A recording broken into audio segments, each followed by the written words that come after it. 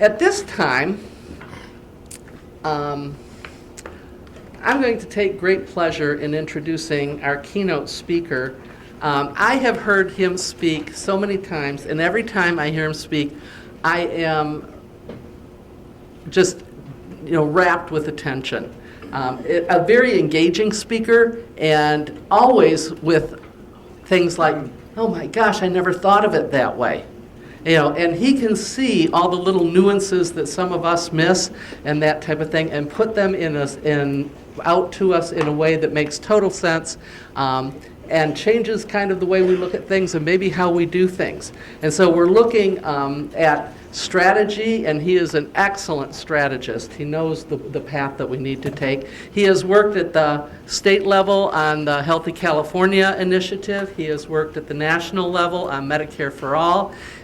He was with National Nurses United, working on the Medicare for All campaign, and he's currently with the Sanders Institute, working on the Medicare for All campaign, and he is truly, truly dedicated to this issue, and with him, we're going to work and we're going to see this through. And I truly believe we will see true healthcare justice, universal healthcare, and healthcare that we can actually afford and that can keep us healthy in my lifetime. And it's because of activists like Michael Lighty.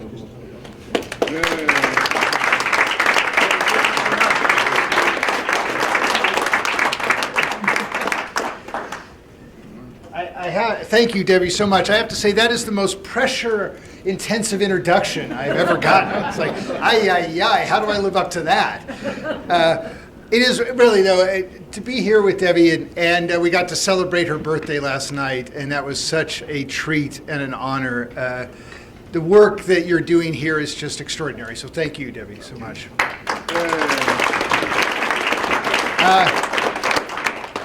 I have an unusual announcement to make, but it's a question first.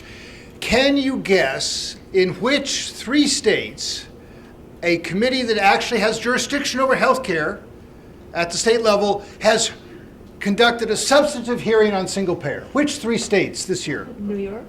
New York? California. Nope. Pennsylvania. No, I don't think. Ohio? I know one other one. I was there. Texas. All right, so we have 2 states where the Committee on Insurance conducted substantive hearings on single payer. Those states are controlled by Republican legislators. We have a state that has a super majority. 3/4 of the legislature in California are Democrats. They don't have a single payer bill.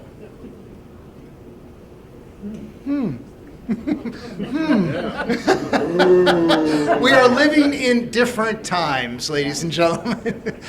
And it speaks to the crisis that we have, and that's why I'm so energized and excited to talk to you today, because we are on a path to health justice. But we have an extraordinary confrontation with power.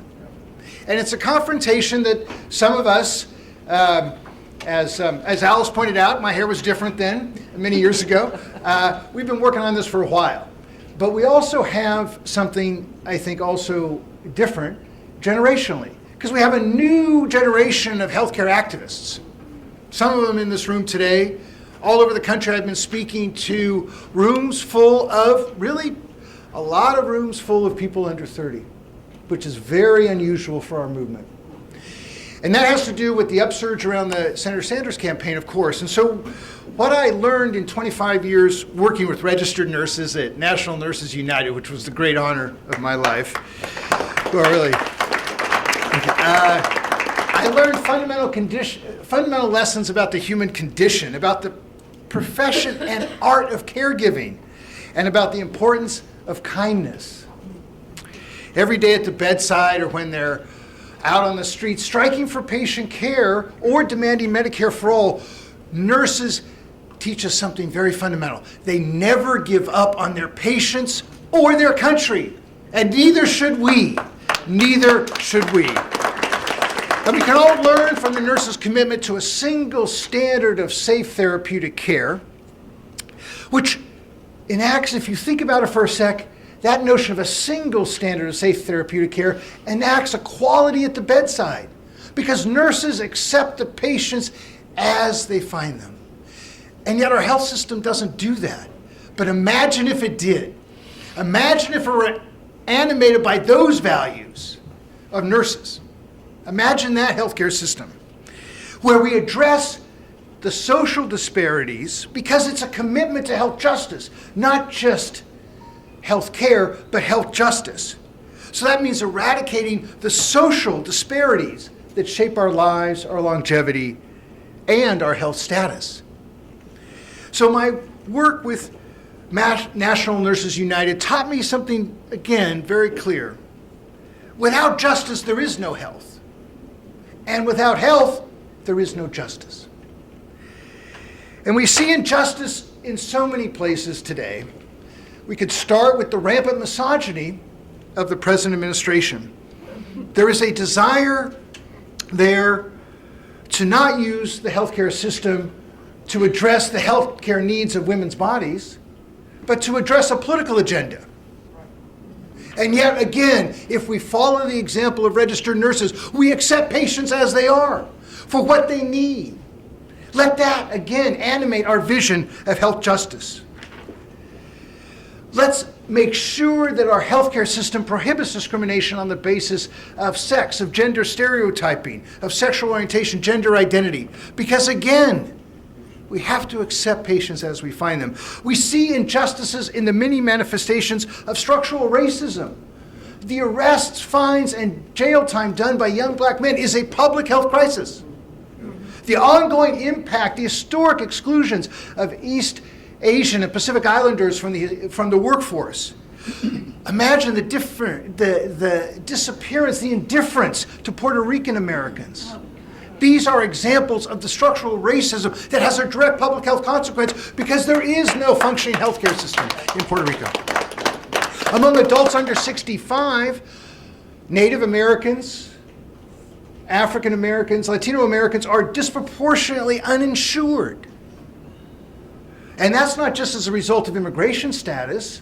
It's a result of the fact that only 55% of employers in this country provide health insurance.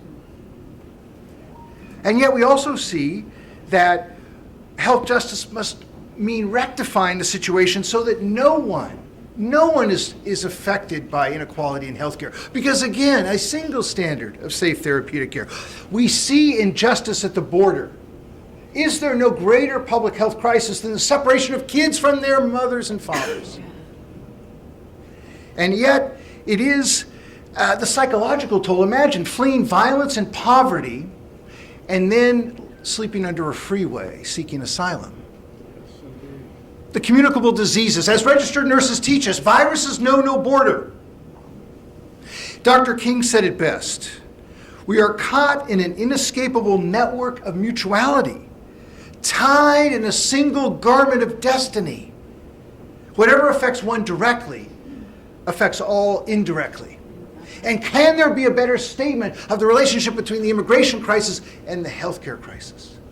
We are all in this together. So health justice must mean covering everyone in the country. Everyone.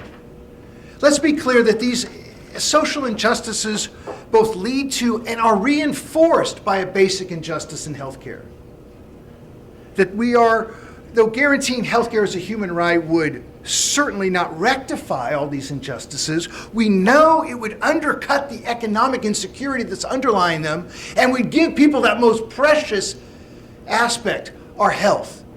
And so we asked, when I spoke in front of the Texas Committee on Insurance, I asked them, without health, how can we be free? And that is, of course, what our movement is ultimately about. This is a justice movement and is a freedom movement.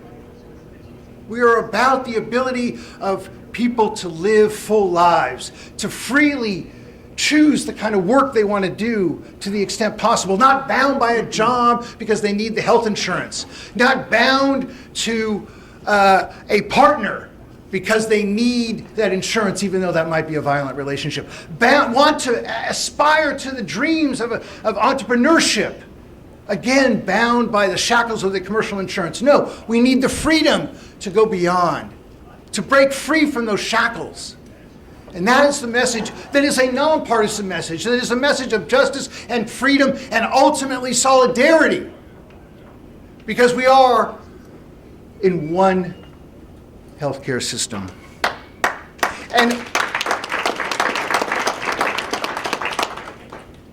And yet it is completely fragmented and riven by inefficiencies and profit making and greed because of the role that private and commercial insurers play in the healthcare system. And so under a system of Medicare for all, it would be the opposite. We would take the values and holistic approach embodied in registered nurses and apply that to the whole healthcare system. Instead of an industry driven by profit and revenue, it would be a caregiving profession where clinicians are making the decisions with patients that determine our course of treatment. And not only a healthcare system that treats, but a healthcare system that prevents disease, that promotes health. Because as Debbie reminded me, the United Nations Declaration on Human Rights talks about a right to health. A right to health. Not simply health care, and certainly not access to care, because remember, access is not care. I have access to the Four Seasons. I am in the lobby of the Four Seasons. Can I stay in the Four Seasons? No, I cannot. No, I cannot. That's the American healthcare system when you have insurance and a $5,000 deductible. Yeah. Access is not care, nor is coverage. Coverage is not care. I have coverage. I have a copay of $20. I can't go to the doctor. I'm like 29% of Americans, if I'm in that situation, who have foregone a treatment, who haven't visited the doctor, who have insurance, and they didn't do it because they couldn't afford it. Those are the insured. 30 million folks don't even have insurance. And we know that there will be thousands, possibly as many as 10,000, who will die this year for lack of health insurance. And so we do, on this path to health justice, we have a confrontation with power. Because if you look at history, it appears that those running our country have a particular distaste for universal health care. I mean, what other conclusion can we draw than the fact that every other comparable economy in the world has done it, but we haven't? And why is that? Well, there are, of course, historical reasons, but really since the post-war period, and in 1942, that's when the unions couldn't negotiate wage increases because of the war, they first negotiated health benefits. And those health benefits then became the basis of union organizing and collective bargaining agreements since then. That's one historical fact. The other is that the medical establishment has fought tooth and nail against this reform since the 40s. And no matter what gains we've made, social health insurance has not been one of them. And in fact, what we have really confronting now for the first time, I think, is an actual fight over the role of commercial insurance. That fight has been joined in a way that we have never seen in the history of this struggle. Yeah. That's an extraordinary moment, because what it means is those who don't want to do Medicare for all have to defend the commercial insurance industry. Okay. Who wants to do that? I'd like to defend Stephen Helmsley's $66 million a year salary. I'd like to defend United Health's $12 billion in profits that they made in 2 years under the ACA. I'd like to defend United Health's denial of psychiatric care to patients because, as the judge said, they were trying to save money. Yeah. Right? Yeah.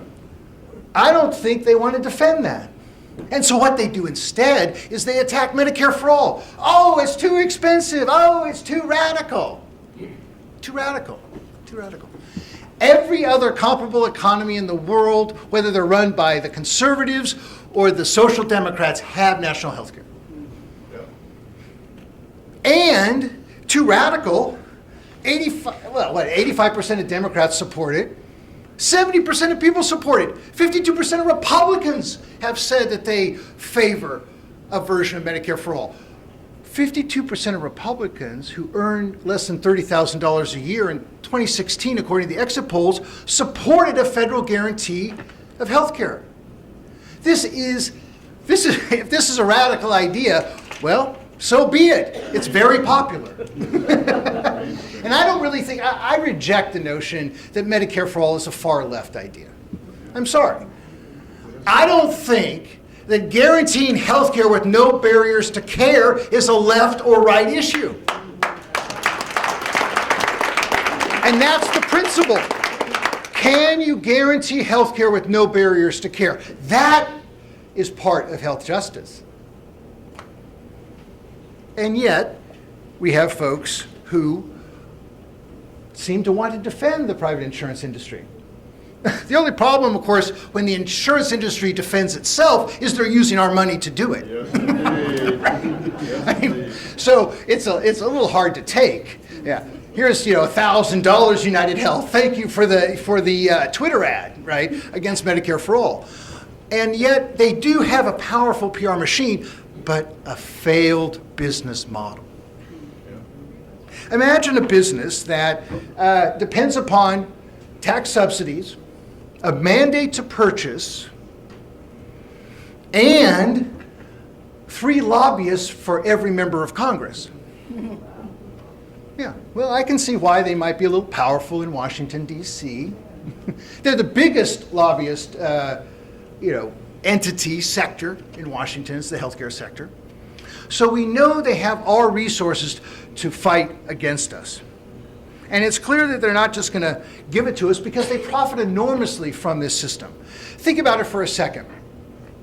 So we know that health insurance companies benefit primarily shareholders. They're very profitable, very successful, until recently for some reason. Their stock prices have gone down. Did anyone notice that? Yep. So what we also know is that political donations come from the top 1.5% of by income. We know that less than half the country owns stock, so all those stock dividends and shareholder profits are going to those same people who are making the political contributions. So it is literally a vicious circle, all right, where they are taking our money, spending PR, buying lobbyists, earning money. That money is then contributed to politicians. So if someone has a fundraiser hosted by insurance companies or participated by insurance companies, it's very unlikely they're going to be on our side. When we think about this, we have to understand that whole political dynamic in Washington. And so when the Democratic Congressional Campaign Committee chair, Sherry Bustos from New Mexico, trashes single payer, why is she doing that? Because she's raising money from the healthcare industry. So this is not a subtle exercise, but it is the way that power works in our country. And so with this with this massive PR campaign, we've learned that healthcare is too expensive, that single payer is too expensive. All right. Now, this is one of my favorite things, because I'm sure folks in this room have been following it, know about the Mercatus study, right? The Mercatus study was a study funded by the Koch brothers. And it found that, depending on other offsets, that you can actually overall spend $2 trillion less by going to Medicare for all than the present system. And this is the Koch brothers. $2 trillion less over 10 years. So you ask, why don't we have a policy debate in Washington? Because single payer will win. We have won the policy debate. That's why we're in this political fight.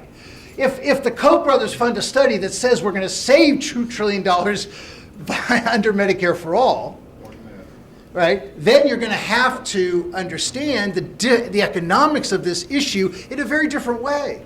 The business initiative for single payer, led by Richard Masters and organizing the business community, is not doing that out of some ideological radicalism. I've met Richard. They are doing that because he cannot afford health insurance for his employees. It's that simple, honestly. And so when we talk about too expensive, you get crazy. You start throwing out, like, literally the chair of the Democratic Congressional Campaign Committee said it was a scary number. Well, unfortunately, Congresswoman, the number of the present system is bigger, so scarier. So our number is somewhere around 30 to 32 trillion. The present system number is upwards of 35 trillion over 10 years. So we're not in an economics debate. Then you say, well, what kind of debate are we in? Well, we're in a debate, ultimately, over how we pay for healthcare and who takes the hit. That's the debate we're in. How do we pay for healthcare and who takes the hit? Our theory of the case is that those who have created the problem should take the hit. That the commercial insurers have essentially have a failed business model that depends upon denial of care, tax subsidies, mandated purchase, and huge lobbying in order to maintain its profit model that cannot deliver quality care to everybody in this country. That's proven. We know that. So then that's the debate we're in. There are three ways to pay for health care. You can pay directly as an individual, which, believe it or not, lots of people in the world do. You can subsidize the purchase of some kind of insurance then that pays providers, or the government can pay the providers directly. Those are the alternatives. So the question is, for those defenders of United Health, why are we subsidizing their profits and executive salaries when they deny us care and rip us off and kill us? Why?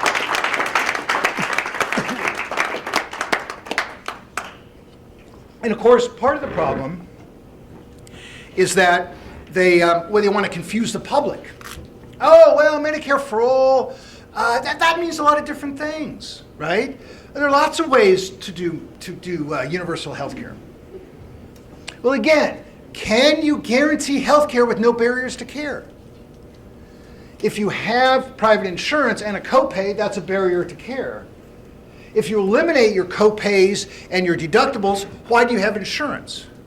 Because the insurance model doesn't really work, since perhaps we could say that our health is not a risk to be insured. Perhaps our health is our right. And then we start talking about a different issue. And that really, I think, ultimately is the bottom line for me. Our health is not a commodity to be purchased or a welfare program that can be minimized and privatized. Our health is not a commodity to be purchased. And that, I think, if we take that value again, then we can talk about a truly just health system. So they talk about, well, there's a lot of attempt to confuse about what Medicare is. So traditional Medicare is a publicly administered, publicly funded program that has administrative costs about 2%. Private insurance administrative costs are generally 12%, that before profits. And so there's a fundamental difference there on efficiency. It's easier, of course, if you pay providers directly, it's more efficient than if you subsidize the purchase by using a middleman, which is what insurance is. So that's simple. Then they say, well, yeah, but Medicare has all these different aspects. There's the Medicare Advantage plans, and seniors know this, the Part B and the Part D drug plans. I mean, how can you figure it all out? I always say Americans know too much about healthcare because we need to know stupid stuff. We need to know when the open enrollment period is. We need to know the difference between the Aetna and the United Health and the Humana and on the insurance drug plans. We need to know, is USA the right Part B plan for me, or should I go with Centene? I mean, it's crazy. Well, oh, here's this deductible, here's this network. I need to know what network my doctor's in. Oh, I need to know what network my endocrinologist is in. And then I need to know what network my oncologist is in. And then where's my primary care doctor? And does he have admitted privileges, or can she go? I mean, it's like, What are we? It's crazy stuff. What are we talking about here? This is our health. This is the most intimate area that public policy affects us. And we're supposed to do all that just to get the health care we need? No. And that's why I get asked sometimes on media interviews, well, God, why is Medicare for all so prominent? How come it's become such a big issue? Because I said people are fed up. Enough is enough, right? That's where we're at. People are literally desperate. They say, oh, but people want to keep their private insurance. Yeah, because they're desperate. Because without that, you got nothing. You're just at their mercy entirely. So, of course, I'm going to hang on to Aetna. I hate Aetna. I'm going to hang on to Aetna. Right? I hate Aetna. I love Aetna, right? I can't decide because I am desperate to get health care. But when you ask people in the polls, hey, do you want to eliminate co-pays, deductibles, and insurance premiums? Yeah, I kind of do. And then, all of a sudden, the answer to the first question, oh, do you want to eliminate private insurance, looks different. Because it depends on what you're eliminating, right? And honestly, those premiums, those co-pays, and those deductibles are barriers to care that further a model of revenue and profit, not health care, not health justice. That's the difference. So it is true that Medicare is no longer a single-payer system. That is true. Because it has been so privatized, because the private insurers have dug in. The drug plans are all private. Part B is all private. The Medicare Advantage plans are the fastest growing part. That's called Part C, for those keeping score. Medicare Advantage plans are for-profit HMOs. You talk, and that example that Debbie gave about her father, that's magnified because really what the healthcare system is creating are corporate silos. UPMC is actually maybe the best example of that, frankly, as a regional hospital system that wants to transform itself into a health system that is the complete and exclusive network for patients. CVS Aetna wants to do that, right? They want to create their own pharmacy benefit and quick clinics and then a network of providers. And then you saw Apple setting up their own benefit corporation. Remember, Diamond, Buffett, and Bezos set up a healthcare corporation. What was the purpose of their new healthcare corporation?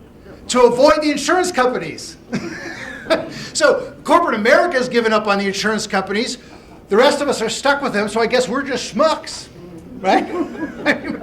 It's like everyone else has given up on them, but we're stuck. So that's why I think this issue has gotten so heightened. And yet there's also this confusion about what is Medicare. So we basically eliminate all that privatization that's occurred in Medicare, go back to its original construct as a single payer that provides comprehensive benefits and pays providers, negotiates rates and prices. Because this is the difference between Medicare for all and the present system. The present system, not only highly fragmented and confusing, it regulates behavior instead of prices. Because think about it, they're telling us what doctor to go to. They're telling us what prescription to get. They're telling us how long we can be in the hospital. But they never tell the insurance companies you can't charge that. They never tell the drug companies that price is too high.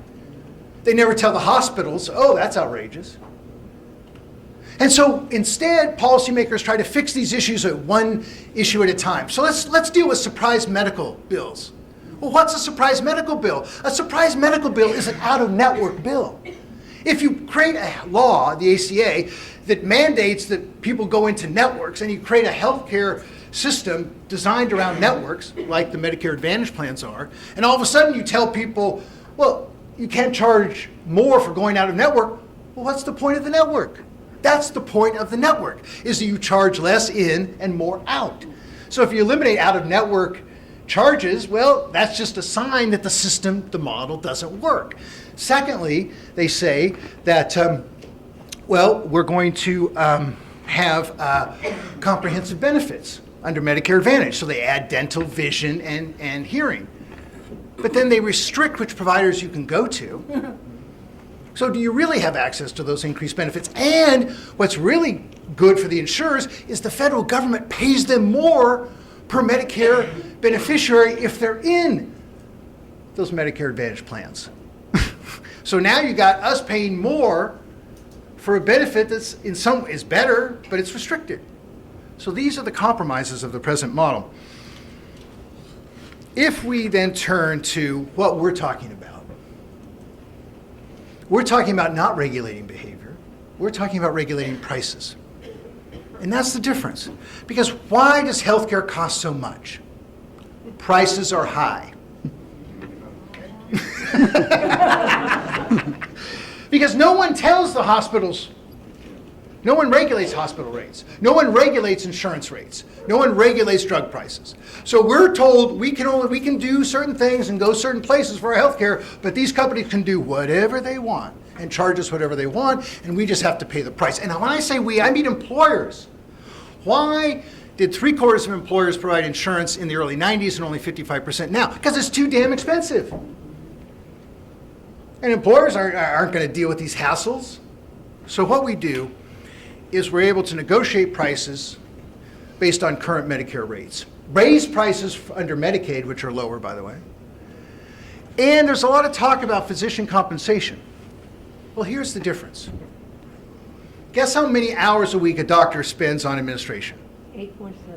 Well, 8.7. I like to say 11. But Alice says 8.7. Very good. I knew she would know. Imagine if you didn't have 300 insurance companies to deal with, right? And you had one payer.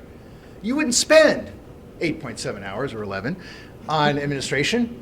You would have time for clinical work. Okay, so your hourly rate's less, but you have more clinical hours. Your income maintains. That's the kind of, when we talk about how you negotiate, how you create a different healthcare system, those are the things you can do when everybody in, nobody out, one system. Because then you have the economies of scale, and you have the ability to find outliers and understand quality and understand effective treatment and understand the unique conditions of patients in a system where you can actually treat the individual patient because you've saved money in how you finance healthcare. That's the difference. But how do we get there then? Because that really is our question. If we're not in a policy fight, except when the Democrats are trying to scare us with the big number, when we're not in the policy fight, we're in this political fight. And you can see what's extraordinary is we wanted Medicare for All to be kind of a key issue in 2020. Well, I think we're getting there. Don't you think, Ray? I think we're getting there. And it is amazing how Medicare for All has defined this political dynamic. And that's a very good thing. That's a very good thing. Because this is going to take a mass movement. We are not going to win this. We are not going to win this just by lobbying members of Congress. We're not going to win this just by organizing in our local areas. We're not just going to win this by organizing in Ohio or Texas, California, and New York, or storming the halls of Congress, demonstrating in front of pharma. We have to do all of that to win it. We have to do all of that to win. And specifically, we need this mass action in order to force those who don't support Medicare for All to defend the commercial insurance companies. We need a corporate campaign that exposes their business model for the failure and murderous approach it is. And that corporate campaign can animate what we do as a movement. And it's not just action. It's also the message. It's also the narrative that we want to tell, the story that we want to tell about healthcare. Because I know that the other side often throws out the rhetoric. You ever hear this? Choice, competition, and innovation. Well, next time you hear those words, grab your wallet, because they're coming for your money. Because when they say choice, they mean choose me. When they say competition, what? Most counties in the country have 1 or 2 insurance companies on the exchange. When they say innovation, what they mean are profit. Because the kind of innovation that currently goes on in the healthcare system are those that make money. Why do we not have productions of vaccines in some cases? Not profitable. But the latest specialty drug is marketed and promoted. Those are the dynamics in the healthcare system that we can eliminate if we understand how it actually operates. What I would say in terms of this the decades-long fight that we're in is that we have a very simple demand. We have a very simple demand. People get the health care they need when they need it. And people get the health care they need when they need it. And we have to ask ourselves, why is that so hard? Why is that so hard that we can't get the health care we need when we need it? And our demand really, in part because there are some in this country who resent that others get a better deal, they think, right? Oh, you're getting a subsidy, and I'm still here, and I can't get the health care I need, but you're getting what you need because I'm helping you. Who's helping me?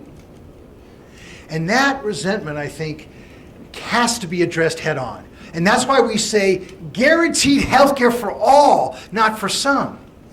Let's go directly at that the middle income worker who can't afford the health insurance for their family but sees us trying to expand Medicaid. No, we got to do both. We've got to address the economic insecurity and reality of that middle income worker. At the same time, we say, of course, everyone deserves health care. And if we take it out of the frame of government versus, government bad versus government good, then we start understanding it as an issue of human kindness, of the solidarity of what we have in common. So when we talk about kindness, it is both the expression that registered nurses often do at the bedside, but it's also a reflection that we are of a kind, that we are a humankind. And that let us get in touch with the humanity that binds us and understand that vision, that solidarity can be a part of our narrative that will win over people who may resent the present system. That we can develop that sense of solidarity to overcome that resentment. And then when we talk about those values, health justice, freedom, solidarity, then we're talking about how the healthcare system can animate a different vision of society. Other countries have experienced this. Why is Canadian Medicare so popular? Because it represents a sense of what Canada is about. It represents a social solidarity. They are still riven by similar problems of economic insecurity and so forth, racism, but yet they still have a sense of togetherness, of kindness because of their national healthcare system. So let us understand that Medicare for All can animate an alternative vision of an equitable and just society. It is not only a policy issue, it is not only a political fight, but it actually represents an alternative vision of what our country can be.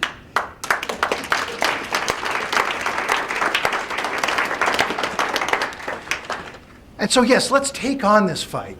Let's expose the commercial insurers. And let's win over the skeptics. Let's replace the politicians who aren't with us. But let's also remember that we share a common vision, that we share a common commitment to human freedom, and that ultimately we share a commitment to a just society that reflects justice and equality for all. Thank you very much.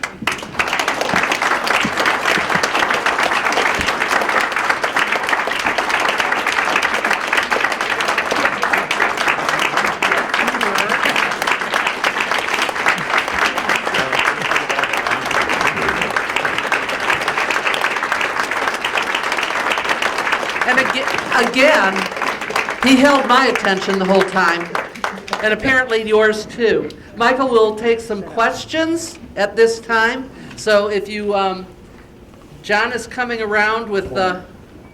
1, 2. John is coming around, and we've got 1, 2 right there. Take a stack, Jeff. 3.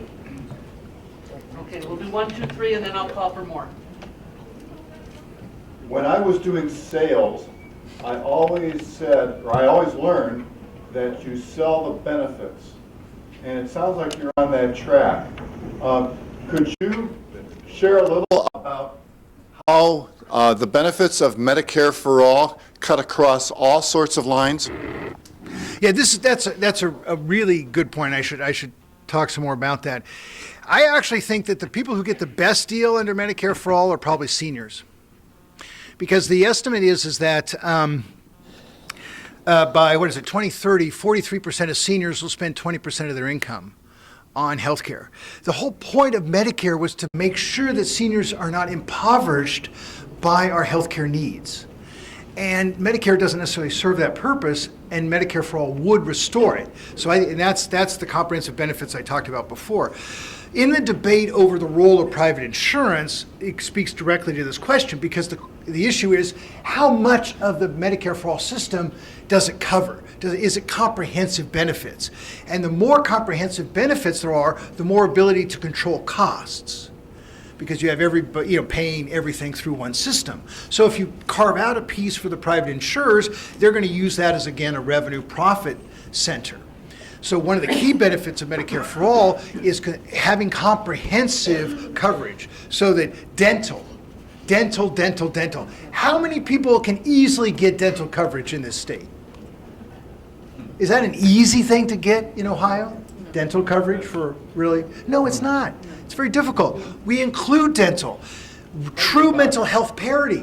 No, it's come on, we know there's a law that says you have to have mental health parity, but we also know if we actually try to get weekly therapy, how difficult that is. You can get a drug, and United Health will stabilize you when you're psychotic, but they will not treat your disease, right? So mental health benefits are a key part of this. Vision, obviously, for seniors, and hearing, as we mentioned. And then all your acute care, your primary care, your hospitalization, and your prescription drugs, most importantly, because they're such a huge part of it. So I think, if that answers your question, I think.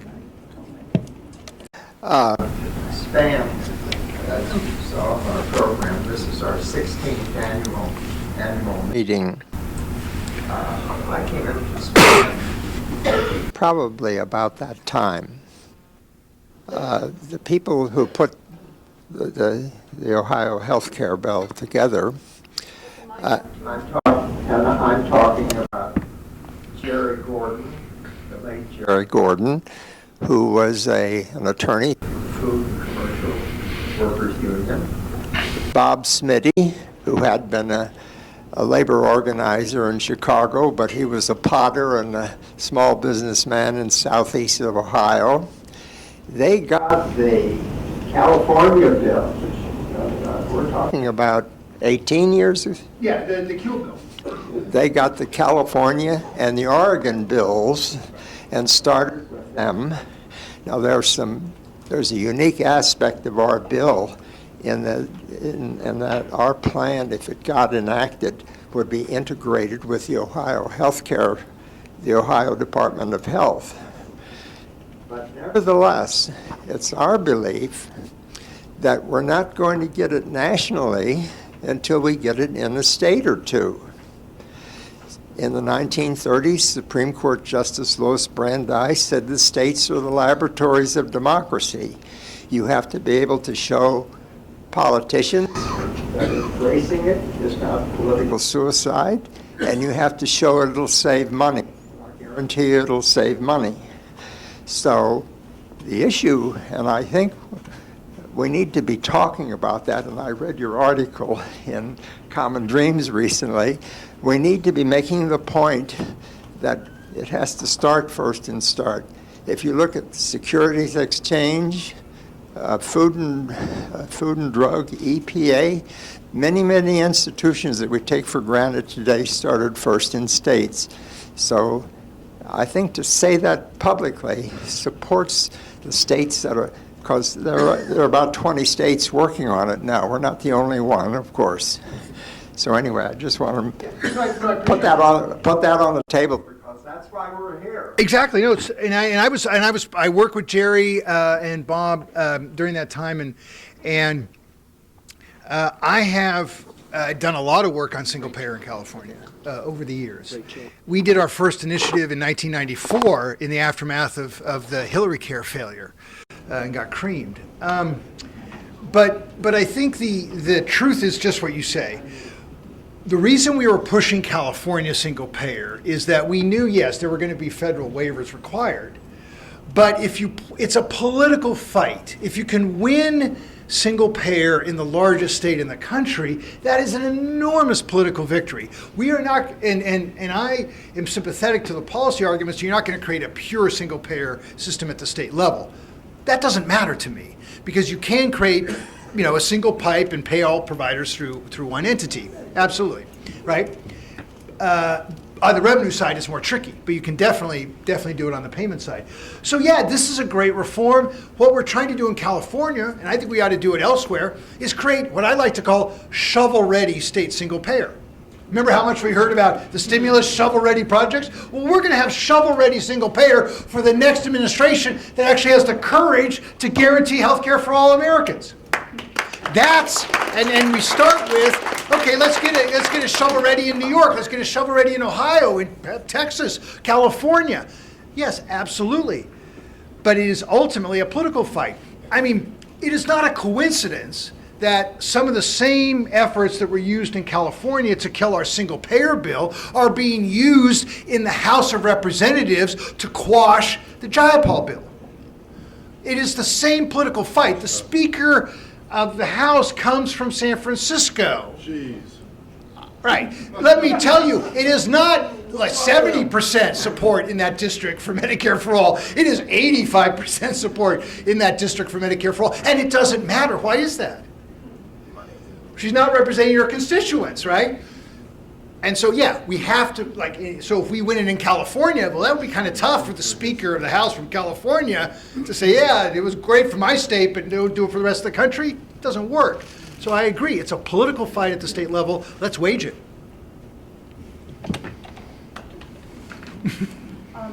Thank you for your talk. It was very helpful to me in the work that I'm doing. I really appreciate it. You said we need mass action that exposes the failure of corporate business models. Of the health insurance business model. That's right. Can you tell me, I agree with that.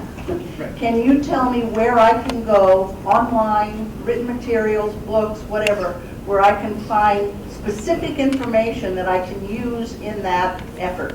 Well, the PNHB.org website has the best stuff on the insurance industry, as well as healthcarenow.org. PNHB.org has just, it's just, John can tell you about it, it's just an incredible resource. Healthcarenow.org is the grassroots activist organization. They've compiled quite a bit of information on the health insurance industry and stories too. What's interesting about that issue is that when I was at the Texas Committee on Insurance in the Texas House, prior to our bill being heard, we heard a bill about women who were in the process of fertility treatments and got diagnosed with cancer, and then the insurance company said, well, we're not going to pay for your fertility preservation anymore. Right. Then we heard from a public health doc who had patients who were on HIV meds, changed insurance companies and had to start over and get pre-authorizations for existing meds. And so you can, and therefore creating HIV-resistant infections. So you can get those kind of patient stories as well, I think are very helpful. Hey, Rachel. Hi. I'm Rachel Begolia. Michael, so lots of people are very concerned about about the political moment and how Medicare for All fits into that and what's going to happen in 2020. You can't get away from that. And so maybe say a few words about how you address that. How does this fit in to how people see our ability to make sure Trumpism does not prevail in that election? I think it goes to it's such a great question, Rachel, and really it's such an important discussion because it goes to the heart of how we see this moment, right? Because if we think that we can just run essentially an anti-Trump campaign, right? It was like, look what he did to the ACA. Look what he's doing to healthcare. Look how we can't expand Medicaid. Look at all the barriers that the present administration puts forward. I don't think that's enough. I think we actually have to have an alternative for what we envision, right? Because I know there are many. There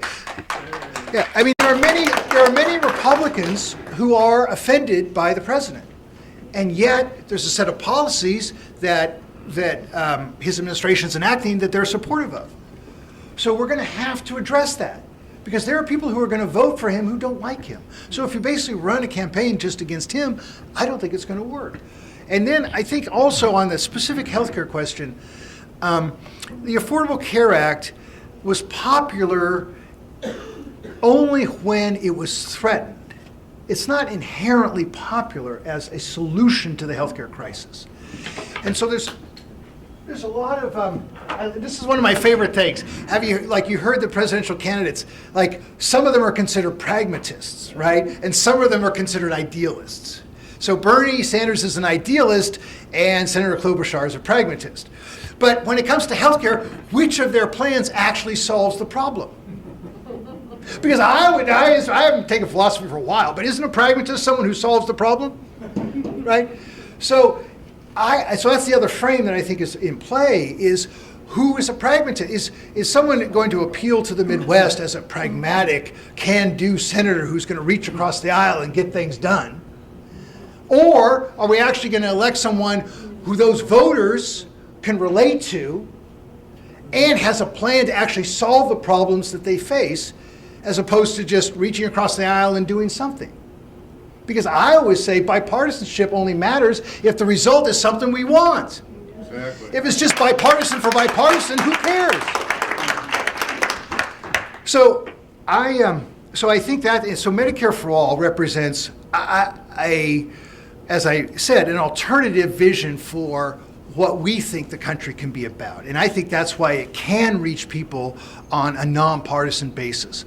I also think, though, that if we don't address this resentment that I spoke to, and promoting the ACA doesn't, because that's just a scheme where people think some people are getting a better deal than me. Yep. If we don't address that, then we're also not going to win the issue. And I think that's very much in play in this politics. I think the politics of resentment drive tons. And you all know how. It's not just about covering the uninsured. It's something for all of us. Exactly. It has to be. It can't just be about the uninsured, Rachel. It can't anymore, right? And I think that's the difference. Thank you, Michael, for being here and for your years of dedication to. I'm Michael Crown. I'm from Townwich City Council. I wanted to bring up a question about, we have the opioid crisis in the middle states. I'm sure they're on coast too. And now that it's affecting, white people, let's be honest about it, they're concerned. When it was crack and in the black communities, nobody really cared, right? But now, but can you address possibly how, since the opioid crisis is an example of the failure for health insurance model, and how a single payer system could better address concerns like that are, going across working class middle America. Thank you. Yeah, thank you, Michael. I really appreciate that. It's an interesting question, and I don't think it's been explored enough. All these folks who are getting those opioid prescriptions, the insurance companies must be paying for a chunk of those, right? Yep.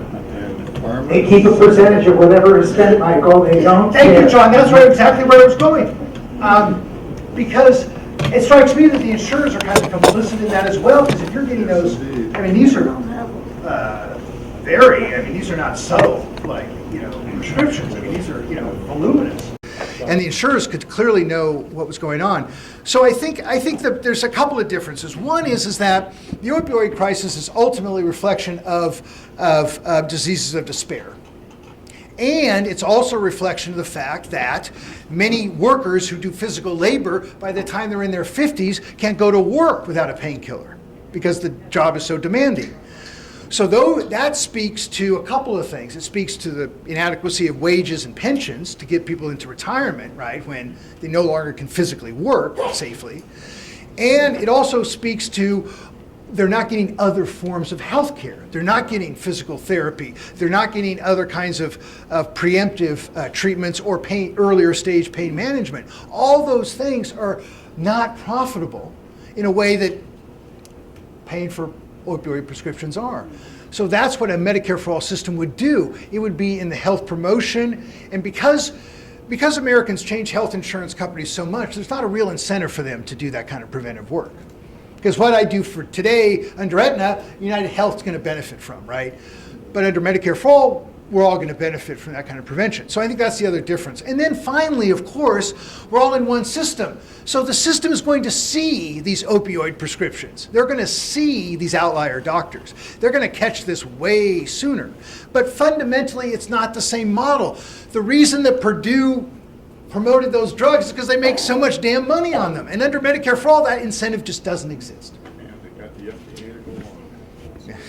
FDA to go along. 60 Minutes says that FDA went along with it. Absolutely they did. Absolutely they did.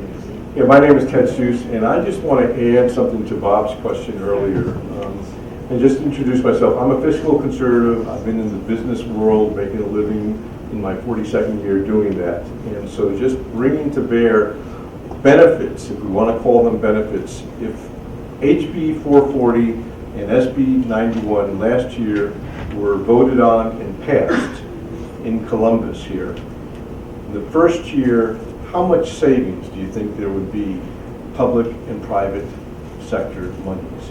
$25 billion in Ohio alone. Pharmaceutical costs would go down. I like to tell the story about my mother who was living with me in her last years.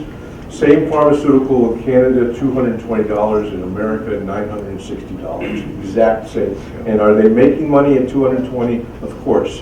Yep. Our healthcare industry is not market driven.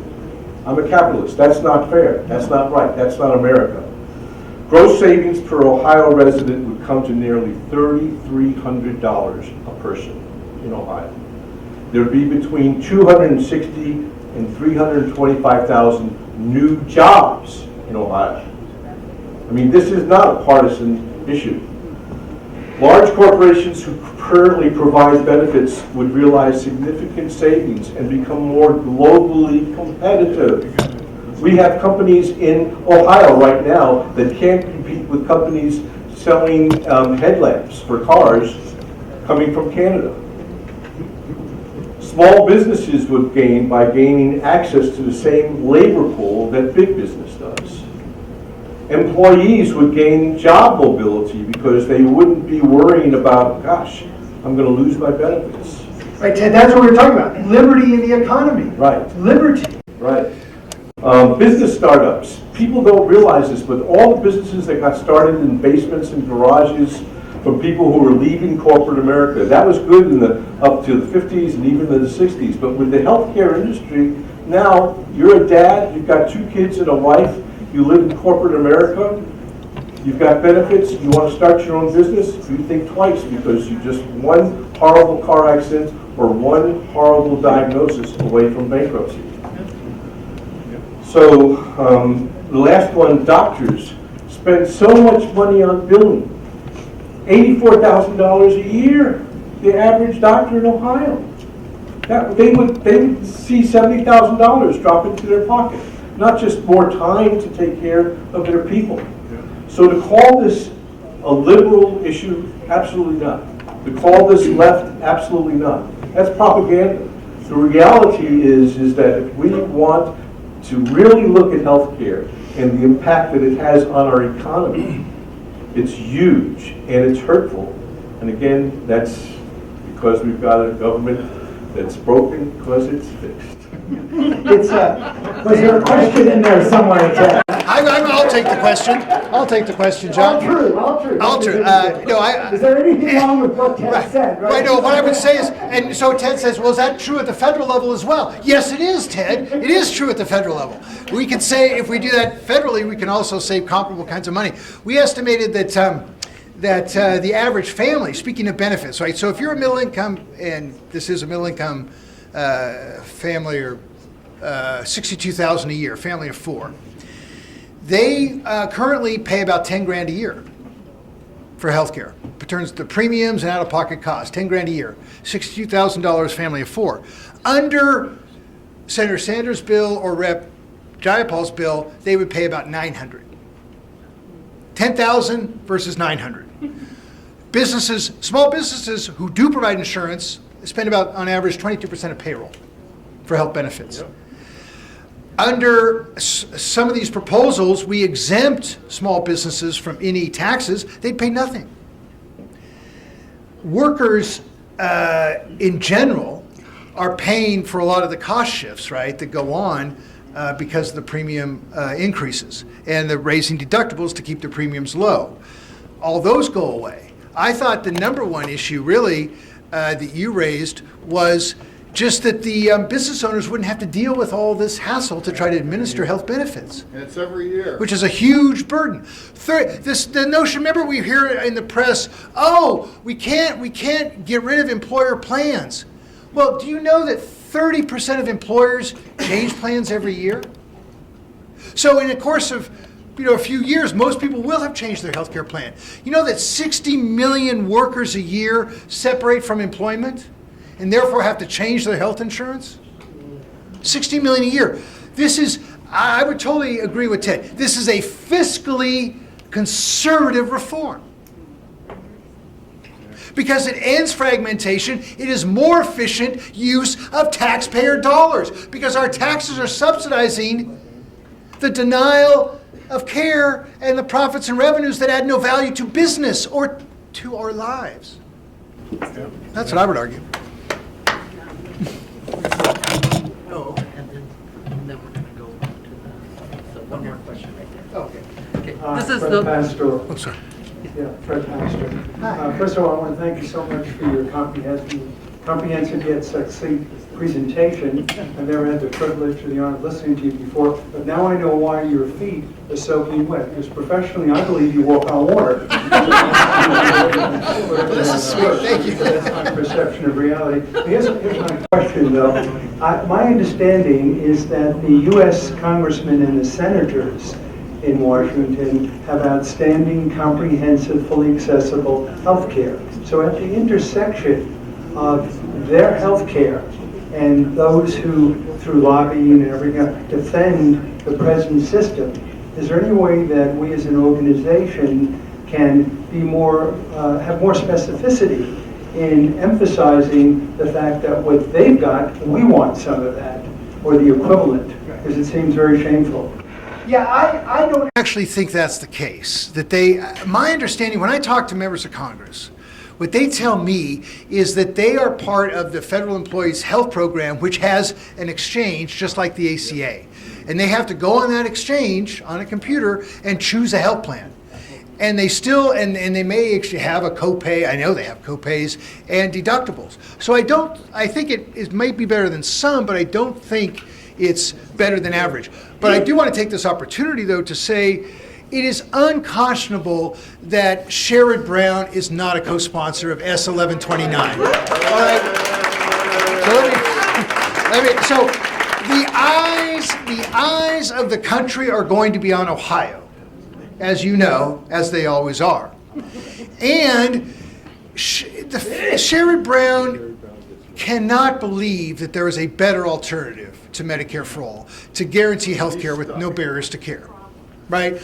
And so it's imperative that someone who promised to co-sponsor Senator Sanders' bill after he was reelected do so. Because we have to set the table in Ohio. We have to set the table that this state will not settle for anything other than guaranteed health care with no barriers to care.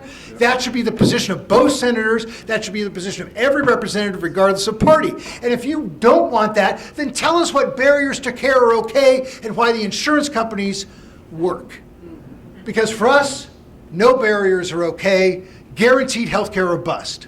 Thank you.